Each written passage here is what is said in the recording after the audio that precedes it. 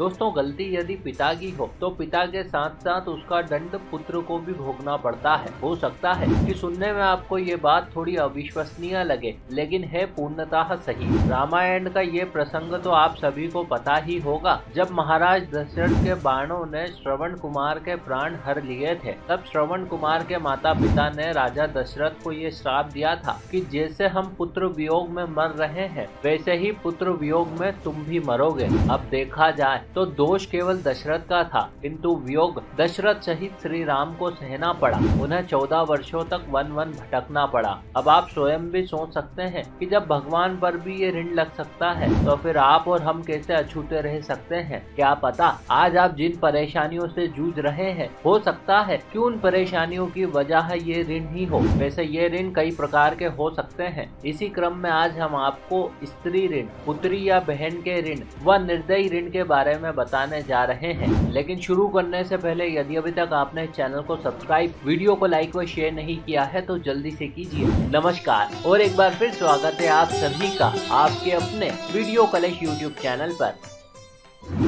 दोस्तों, एक होता है स्त्री ऋण। ये ऋण न सिर्फ मनुष्य को अपितु संपूर्ण परिवार को बर्बाद कर देता है। इस ऋण से ग्रस्त ज्यादातर परिवारों में घर के पुरुष सदस्य बीमारी से पीड़ित रहते हैं। कितना भी उपचार करवाएं, लेकिन कोई न कोई शारीरिक तकलीफ बनी रहती है। घर की बचत हमेशा उपचार में ही खर्च हो जाती है। एक ओर से धन हानि होने लगती है, कई घरों में तो डाका या चोरी तक हो जाती है। एक समस्या गई नहीं कि दूसरी प्रकट हो जाती है। ऐसे में चाहकर भी कोई व्यक्ति परेशानियों से मुक्त नहीं हो पाता। आए दिन नई नई समस्याएं प्रकट होने लगती है। जीवन चक्र बहुत मुश्किल हो जाता है। यहाँ तक कि स्त्री ऋण प्रबल होने की दशा में घर के बेटे व पोतों की अकाल मृत्यु तक हो जाती है। आइए अब हम आपको बताते हैं कि ये ऋण आखिर लगता क्यों है। दोस्तों, जब आपके परिवार के सदस्य में से कोई एक व्यक्ति या सभी या फिर किसी पूर्वज जैसे पिता, चाचा, दादा, ताऊ या परदादा इत्यादि के द्वारा किसी डर या किसी तरह के स्वार्थ या लालच के वशीभूत होकर किसी गर्भवती स्त्री को सताना या उसकी प्रसूति में बाधा खड़ी करना, स्त्री की हत्या करना,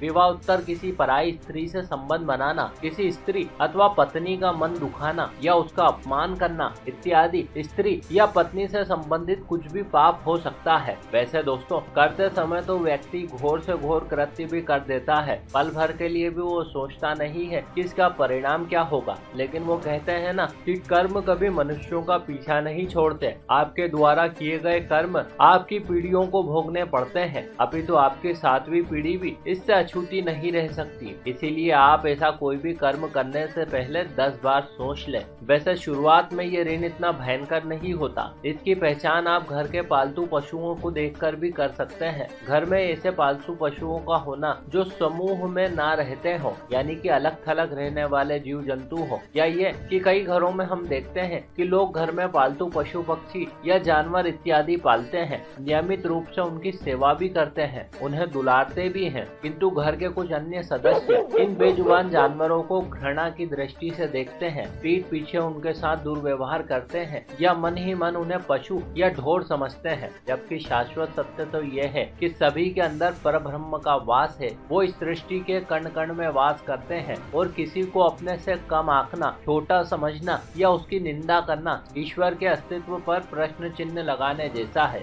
अतः दोस्तों, यदि आपको लगता है कि आप या आपका परिवार भी किसी ऐसी ही समस्या से जूझ रहा है, तो आप लाल किताब में बताए गए अचूक उपायों को करके स्त्री ऋण से मुक्त हो सकते हैं। इसके अंतर्गत दोस्तों, सबसे पहले आप अपने चरित्र को उत्तम बनाने का प्रयास करें। स्त्री या पत्नी का सम्मान करें, उसे खुश रखना सीखें। हो सके तो 5 शुक्रवार को व्रत रखें। परिवार के सभी सदस्य थोड़ा थोड़ा पैसा मिलाकर 100 स्वस्थ गायों को चारा एवं खाद्य सामग्री खिलाएं, या फिर साल भर तक गाय के बछड़े को अपने हाथों से चारा खिलाएं। निश्चित ही स्त्री ऋण से मुक्ति मिलेगी। अब बात करते हैं अगले ऋण की। दोस्तों, पुत्री या बहन का ऋण एक ऐसा ऋण होता है जिससे ग्रस्त व्यक्ति कभी नौकरी या व्यापार आसानी से शुरू नहीं कर पाता, किंतु प्रयास करके यदि कर भी ले तो सफलता पूर्वक उसका निर्वाह नहीं कर पाता। जाता। व्यापार में हानि होने की आशंका बनी रहती है। या जातक नौकरी तो करता है किंतु उसे हमेशा नौकरी खोने का डर सताता है। नौकरी और व्यापार में कभी उन्नति नहीं होती, भले ही कितना ही अच्छा क्यों ना कर दे। ऐसा व्यक्ति हमेशा चिंताओं से घिरा रहता है। आइए अब जानते हैं जातक को पुत्री या बहन का ऋण क्यों लगता है। दोस्तों,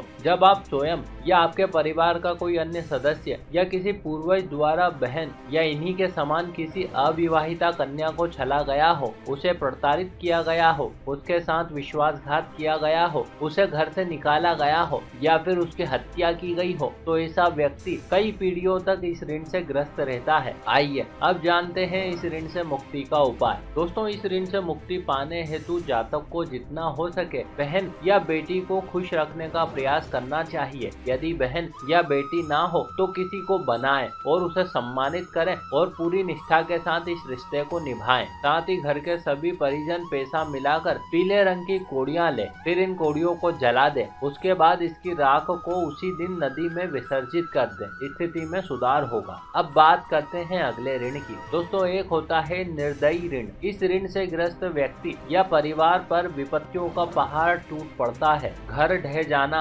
अतिक्रमण में टूट जाना, घर में अग्निकांड होना, परिवार के सदस्य दुर्घटनाओं में अपाहिज हो जाना, आए दिन नित नई मुसीबतें आ जाना या परिवार के सदस्यों के पलकों और भौहों के लगातार बाल झड़ना सम्मिलित है। आमतौर पर देखा गया है निर्दयी ऋण से ग्रस्त परिवार किसी ऐसे घर में रहते हैं जिनके घर का मुख दक्षिण मुखी होता है, या फिर मकान किसी अनाथ, किसी से छीनी गई भूमि पर या फिर मार्ग पर, या फिर किसी ऐसे व्यक्ति से लिया गया हो जिसका कोई पुत्र ना हो। वैसे दोस्तों, ये ऋण मनुष्य को तब लगता है जब स्वयं या उसके परिवार के पूर्वज द्वारा पूर्व काल में किसी निर्दोष व्यक्ति के साथ छल कपट किया गया हो, धोखा देकर उसकी दुकान या मकान इत्यादि छीना हो, डरा धमका कर उसका मूल्य ना चुकाया हो या फिर उसकी हत्या कर दी गई हो। अब बात करते हैं इस ऋण से छुटकारा पाने के उपायों की। दोस्तों, इस ऋण से मुक्ति पाने हेतु परिवार के सभी सदस्यों को धन एकत्रित करके एक ही दिन में एक या एक से ज्यादा तालाबों की 100 मछलियों को दाना खिलाएं। और यदि किसी दशा में मछलियों को दाना खिलाना संभव ना हो सके तो फिर कम से कम 10 मजदूरों या सड़क पर रहने वालों को भोजन कराएं, या फिर लगातार 43 दिनों तक कौवे को रोटी दें, या फिर प्रतिदिन कीकर की दातून करें। साथ ही शनिवार के दिन लोहे का दान करें।